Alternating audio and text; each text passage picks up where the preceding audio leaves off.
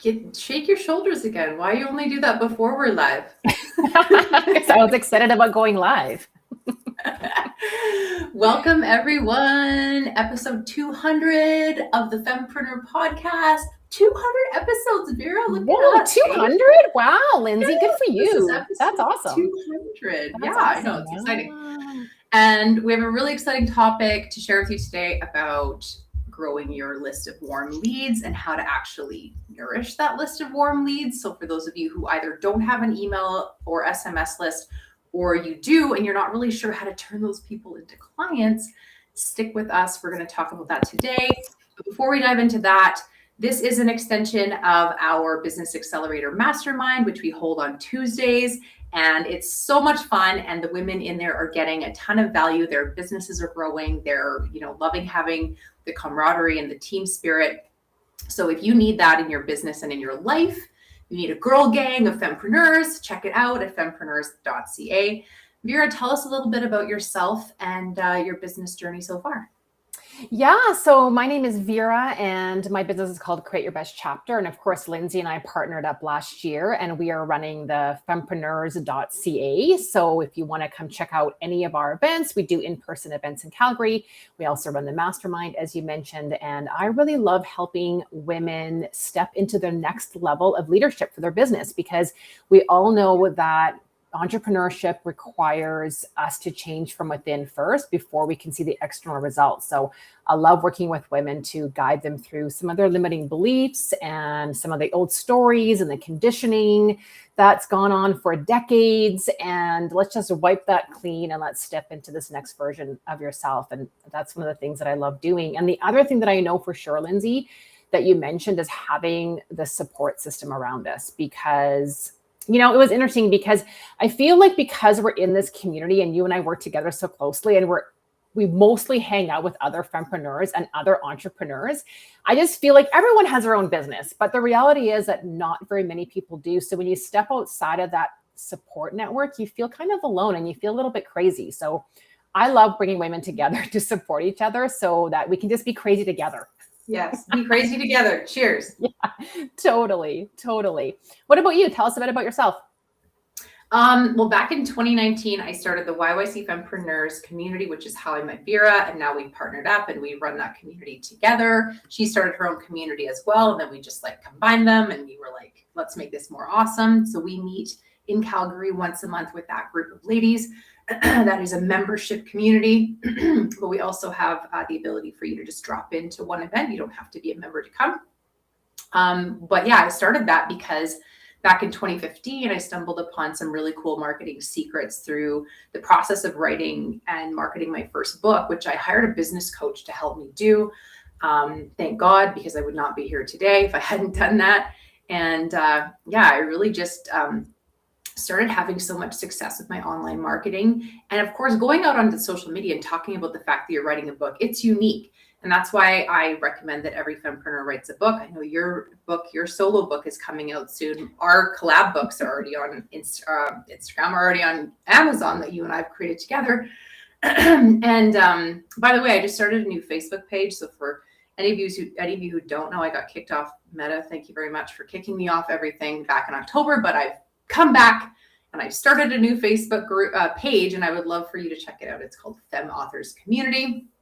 And yeah, that's really us in a nutshell. And we're so excited that you're all here listening, watching, whether it's live or whether you're here later on listening or watching on the podcast. And so let's dive in. Vera, why is it important to have an email and SMS list in 2026? Well, Lindsay, you just mentioned it yourself, right? We don't know what Meta's going to do or whoever owns LinkedIn or whatever. We can get kicked off at any time. So it's so critical to own your contact list, which is your email list, because no one can really take that away from you. And so, yes, we want to use social media, Instagram or LinkedIn or TikTok or whatever platform you're on. We want to use that as a way to connect and build relationships with our ideal client. But then what? We invite them into our community. We invite them into the living room of our house, and we create value for them. So we support them and we help them through our business. And then we want to stay in touch with them. So how do we do that? We collect their email address or phone number. and or phone number. Right. So now we would mention the SMS. So it's really important because we own that. And then you can have that one-on-one relationship with these people through email, through texting, and you can do direct reach outs. You can connect with them via newsletter. You can, have regular connection with them, and that can't be taken away from you. So it's really, really critical that we think about how do you build your email list. And when we put our marketing and business hat on, we need to always be thinking about what's the intention of the thing that we're doing, the event that we're hosting, the workshop that we're putting on, the networking that we do in person or online. The real intention from a business perspective is we really want to connect with our ideal client, and we want to ask for their email. We want to ask for their phone number so that we can stay in touch with them. Right. Okay. So what do you do when you see that email come through from MailChimp that says you have a new subscriber? Take us through what you do the moment someone has added themselves to your list of warm leads, we'll call it. Well, yeah. So it's the same thing. Either they sign up for your e-newsletter, or they follow you on LinkedIn or on Instagram, let's say, right? The first thing I do set aside time every single week to reach out to my new connections and to welcome them into my community, to thank them for following me, and to maybe ask them a question. So usually it's an invitation, Lindsay. I like to invite the women into something, usually a free thing. So we have an online happy hour that we run once a month. So I'll invite them to that. We also run free workshops most months. So I'll invite them into that. Or depending if they're in Calgary, I might invite them into the Fempreneurs Success Collective to come check out a session of the Success Collective that month. So I invite them into something that's, I know, super valuable and that they might take advantage of. And so I like to do that via text or via voice note or even video direct message. What do you do, Lindsay? So the video direct message has been, I think, my key to building relationships with fempreneurs quickly over the years. And I know you do it too, Vera. So when I see that notification come through on MailChimp saying that someone has subscribed to your email list, which means they've signed up for something, by the way. I don't have just a sign up to hear from me sign up form anymore. I stopped doing that years ago. They're signing up to attend something, to come to something. For a while, I had some free downloads where it's like, sign up and you're going to get this instantly. I'm not even doing that right now. I'm only doing what we're doing together, which is sign up to come to the thing. It's either a free happy hour or it's a free workshop. Because if they don't want either of those things, they're not my ideal client. So the moment they've signed up, I'm like, my ears perk up. I'm like, oh my God, ideal client has added themselves to my list. What am I going to do? Just like if you're at a party and somebody's like, hey, Sally over there, she's a fempreneur too. She's super cool. You should go talk to her. What am I going to do? I'm going to go talk to her. So I talk to the people, just like Vera said, I reach out to them. I make it easier for me to be creepy stalker on the internet in that form that they fill out. I'm like, where do you hang out most on? Which social channel do you hang out on most? If they're like LinkedIn, I'm not going to friggin' Instagram to find them. I'm going to LinkedIn because they said that's where they hang out the most. So if you take one thing away from this podcast episode, it is that you need to be reaching out immediately to those people. And I don't wait till the next day or a few days later. I do it within hours of them signing up. And they know that that's not an automated message. Now, I'm not getting hundreds of email signups a day.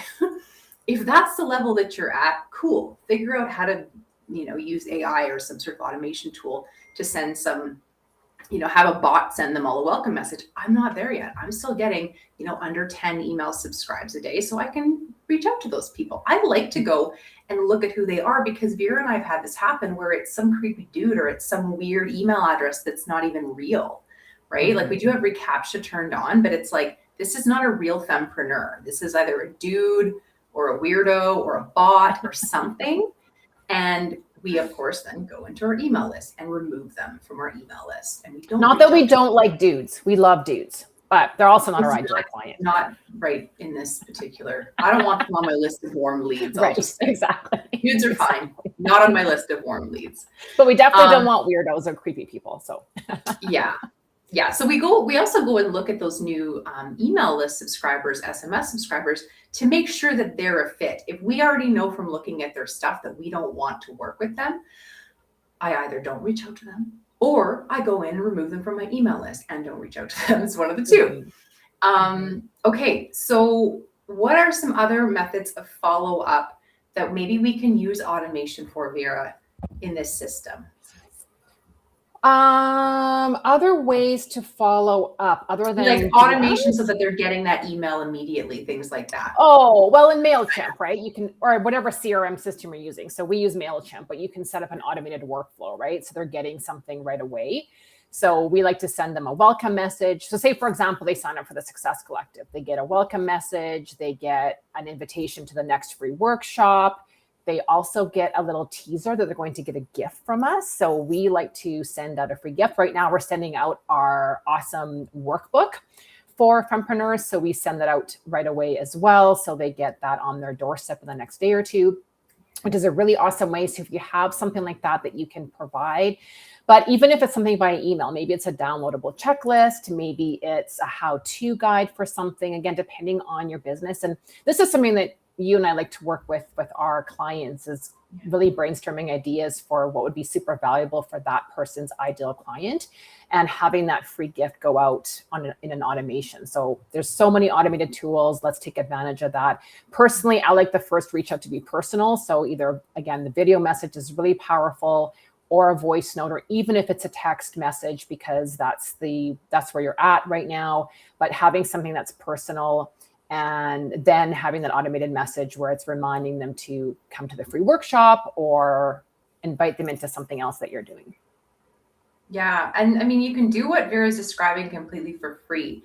There is a video that I put up on YouTube. I usually have to redo it once a year. So, honestly, the video that's up there, I think I did it in November, December. I think there's been some changes to MailChimp since I made that one. So I'm probably due to make another one. But with the free version of MailChimp, which they don't make it easy for you to find, you can actually do everything Vera just described. You can have that automated welcome email go out to them. You still want to notice that you've got a new subscriber and reach out to them personally, like we described before, but you do want that automated email to go out as well. Yeah. So now we've got our email list growing. We know how to handle it. Cool. What about the people that are like, how do I get people to join my email list? What would you say to them?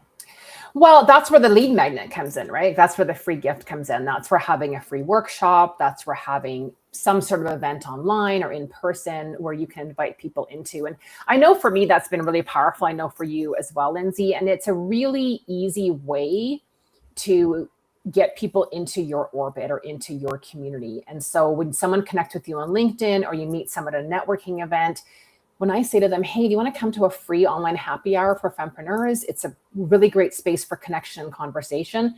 I very rarely get a no, because there's so much value. Women want connection. They value having a conversation about their business.